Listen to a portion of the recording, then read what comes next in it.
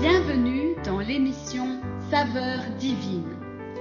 Cette bonne nouvelle du royaume sera prêchée dans le monde entier pour servir de témoignage à toutes les nations. Alors viendra la fin.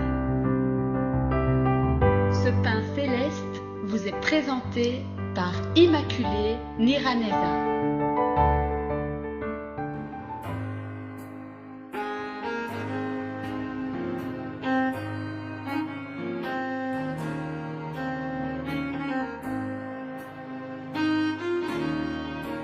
Je vous salue très chers amis à l'écoute de l'émission Saveurs divines.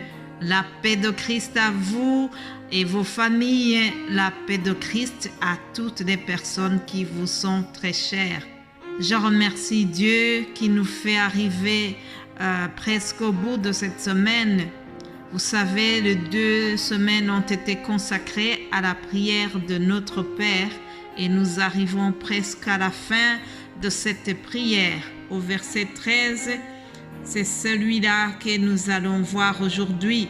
Il est écrit « Ne nous induis pas en tentation, mais délivre-nous du malin, car c'est à toi qu'appartiennent dans tous les siècles le règne, la puissance et la gloire. » Aujourd'hui, je vais couper ce verset en 2 morceaux. Il y a la partie A qui se termine par du malin, puis la partie B que nous verrons demain se termine par Amen.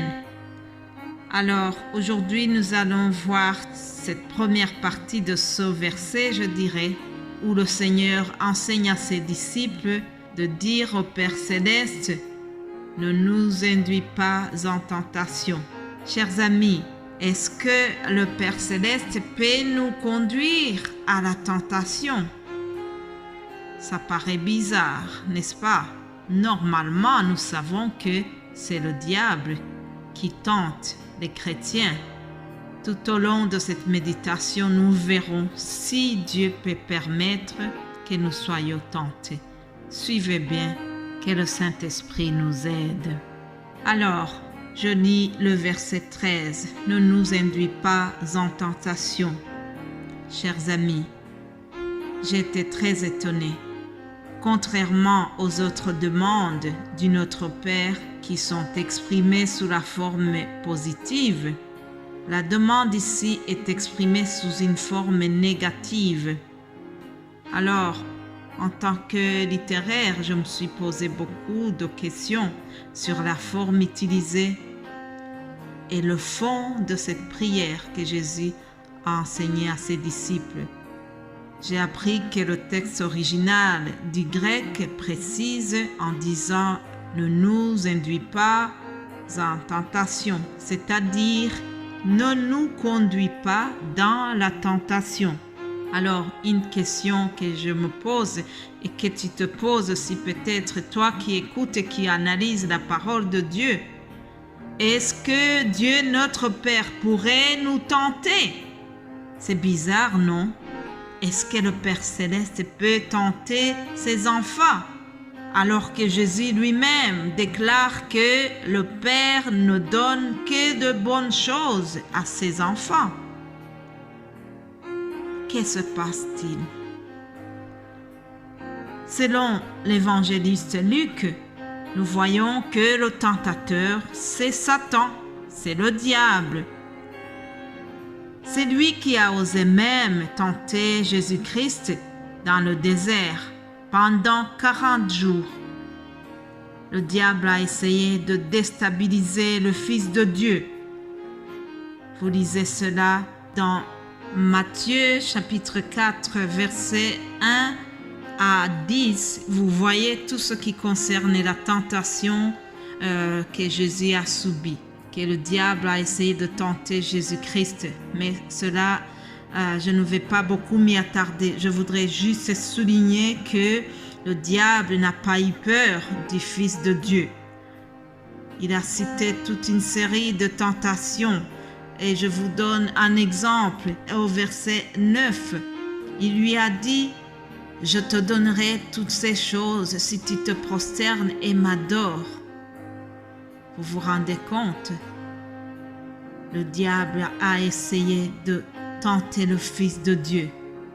Alors, Jésus-Christ lui a répondu, il est écrit, tu adoreras le Seigneur ton Dieu et tu le serviras lui seul. Bien-aimés, remarquez que c'est par la parole que le diable a essayé de tenter le Fils de Dieu. Et c'est aussi par la parole que Jésus-Christ a contrecarré les tentations du diable. Ce qui veut dire que nous devons, chers amis, maîtriser la parole de Dieu.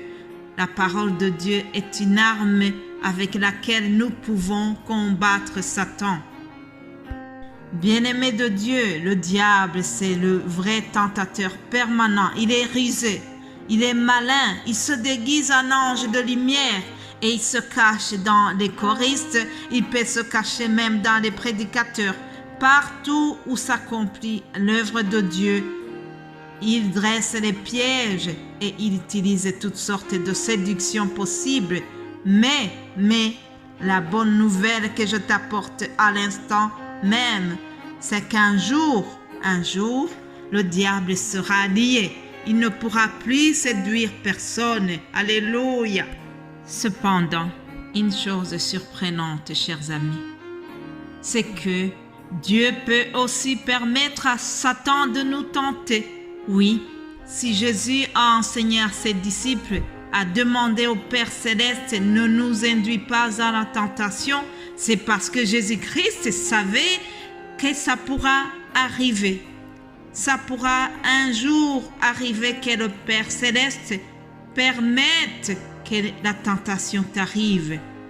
Ah oui, Jésus-Christ l'a dit tout en sachant pourquoi il leur demande de prier pour que cela ne leur arrive pas. Il le savait.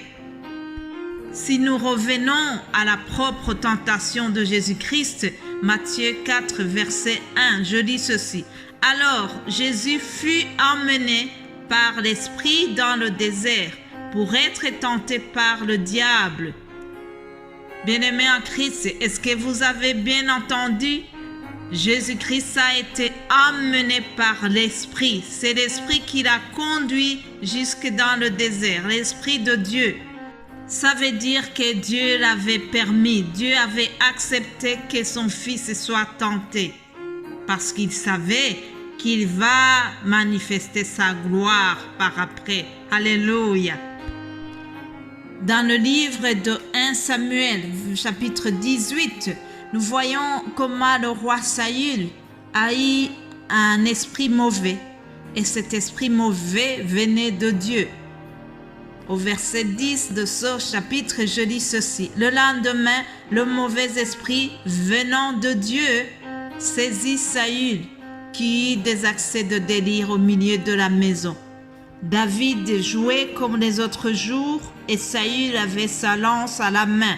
Saül leva sa lance, disant lui-même « Je frapperai David contre la paroi ». Mais David se détourna de lui 2 fois.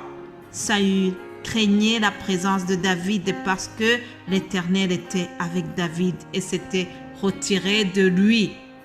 Que Dieu nous aide, chers amis. Il y avait un esprit mauvais qui venait dans Saül, mais cet esprit était envoyé par Dieu. Saül a plusieurs fois tenté de tuer David, mais Dieu l'a sauvé. Alléluia. Bien-aimé de Dieu, il peut arriver que Dieu permette la tentation, mais comme il est maître de toutes les circonstances, il peut permettre à Satan de te tenter, mais il y a des limites qu'il a déjà mises sur lui. Alléluia. Je voudrais terminer par cette bonne nouvelle, chers amis. 1 Corinthiens chapitre 10 au 13, nous lisons ceci. Aucune tentation ne vous est survenue qui n'était humaine. Et Dieu qui est fidèle ne permettra pas que vous soyez tentés au-delà de vos forces, mais avec la tentation, il préparera aussi le moyen d'en sortir, afin que vous puissiez la supporter. Voilà l'encouragement pour aujourd'hui, chers amis. Passez une excellente journée et nous allons clôturer cela demain. Amen.